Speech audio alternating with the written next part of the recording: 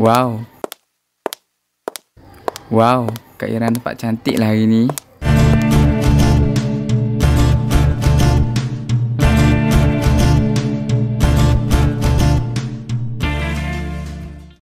Puan, tunggu dulu Puan. Puan.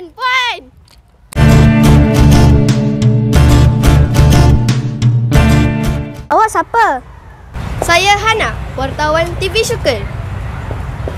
Puan, saya nak tanya soalan. Betul ke Puan calon guru besar di SK Hulu Kelang? Ya, saya akan berkuasa selepas ini.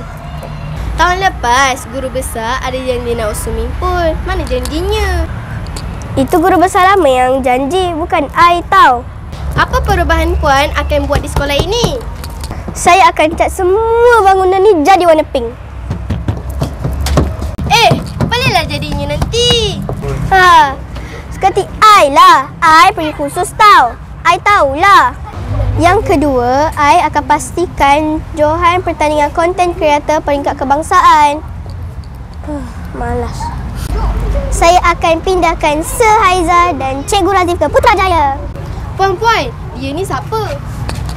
Inilah konten kreator tersohor.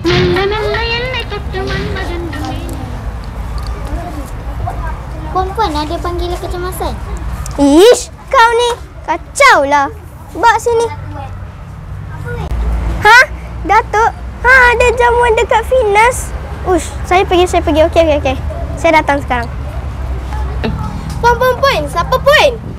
Ish, awak ni sibuk lah. Saya nak ke cepat ni.